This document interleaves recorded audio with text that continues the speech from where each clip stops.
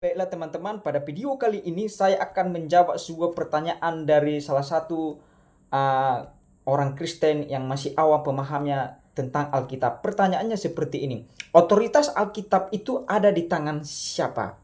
Nah, kalau kita belajar dari para teolog-teolog, berkata seperti ini, bahwa penulis utama Alkitab itu adalah Tuhan itu sendiri. Sekali lagi, penulis utama Alkitab itu adalah Tuhan itu sendiri. Tetapi secara kebersamaan, ada juga peran manusia terlibat di dalam penulisan Alkitab itu. Sehingga 2 Timotius 3:16 berkata, segala tulisan yang diilhamkan Allah, diilhamkan kalau dalam bahasa Yunani theopnotos, diilhamkan secara khusus kepada semua para penulis-penulis Alkitab tersebut. Nah, ada 40 orang yang sebagai penulis Alkitab, mulai dari Perjanjian Lama dan Perjanjian Baru. Nah, kembali saya akan menjawab pertanyaan tadi. Otoritas Alkitab itu di tangan siapa? Nah, otoritas Alkitab itu ada di tangan Tuhan itu sendiri.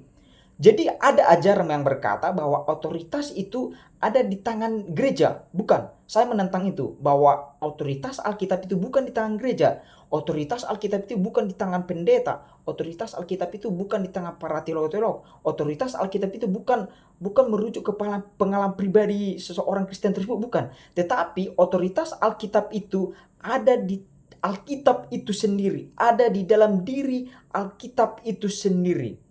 Jadi pada kesimpulannya, bahwa sekali saya menekan bahwa otoritas Alkitab itu ada di tangannya, ada di dalam Alkitab itu sendiri. Jadi kita menolak kita tidak juga menyangkali ketika ada seseorang yang berkata dia sedang mengalami firman Tuhan. Kita bukan menyangkali, tetapi bukan itu yang menjadi kebenarannya. Yang menjadi kebenarannya adalah kembali apa itu? Alkitab itu sendiri. Otoritas Alkitab adalah hukum tertinggi, otoritas tertinggi adalah Alkitab.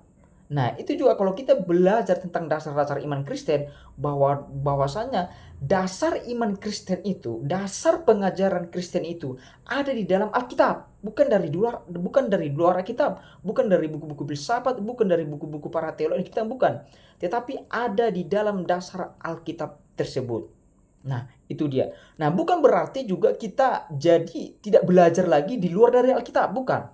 Tetapi kita memang harus belajar ilmu filsafat, kita juga harus belajar ilmu logika, ilmu penalaran, bagaimana kita menarik sebuah implikasi-implikasi ketika kita membaca sesuatu, narasi, literatur.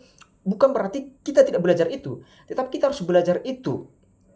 Tetapi yang menjadi puncak kebenarannya adalah Alkitab, yang menjadi otoritas tertinggi, yang menjadi hukum tertinggi adalah Alkitab. Sekali lagi, otoritas Alkitab itu bukan di tangan gereja, bukan di tangan para teolog, bukan di tangan pendeta, bukan di tangan pengalaman pribadi seseorang, bukan. Tetapi otoritas Alkitab itu ada di dalam Alkitab itu sendiri. Jadi seperti ini, bagaimana ceritanya? Ada orang lain yang menulis buku atau suatu riset. Nah, saya berkata, tulisannya itu otoritasnya ada pada saya. Pasti penulis itu akan marah.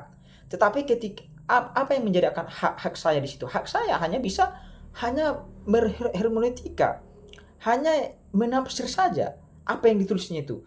Kira-kira seperti itu, teman-teman.